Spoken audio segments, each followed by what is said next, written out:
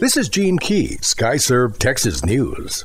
Houston police are continuing an investigation of a fatal shooting at a West Houston apartment complex. KHOU.com contributed to this report. Houston police were called to the scene of an apparent fatal shooting after responding in the Westheimer district around 9:30 p.m. Tuesday. Authorities say when they arrived, they found an older SUV crashed into two parked vehicles with bullet shells nearby. The victim was apparently found inside the SUV. Investigators are now looking over an area surveillance video in a search for clues into the apparent murder. No further details have been released by Houston police.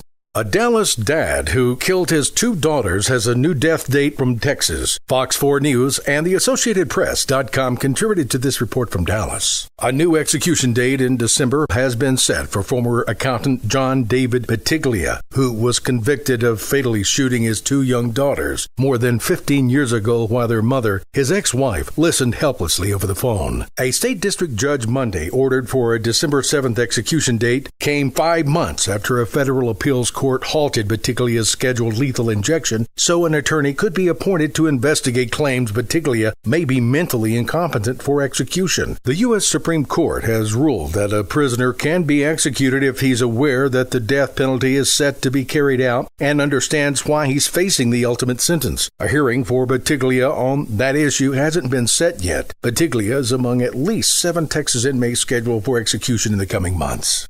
A regulatory wrinkle may strip an important piece of information from political radio ads you hear in Texas between now and Election Day. Who's paying for the commercials? The TexasTribune.org contributed to this report. Political commercials are required to include written disclaimers saying who paid for them. The problem is that written disclaimers don't work on radio. This all began with a question from Texas Right to Life, which asked if it was required to put its name on radio ads urging people to vote for a particular candidate for state office. Until a proposed rule is adopted, the official view of the Texas Ethics Commission is that groups like Texas Right to Life do not have to put their name or disclaimer on radio ads aimed at influencing your vote. Radio listeners will hear some political commercials this year without knowing whether they come from trusted sources, untrusted sources, or groups they've never heard of. They can disclose, they just don't have to. The commission will meet again in October, and a rule approved then could take effect in 20 days after Texans are voting and perhaps after this year's election is over.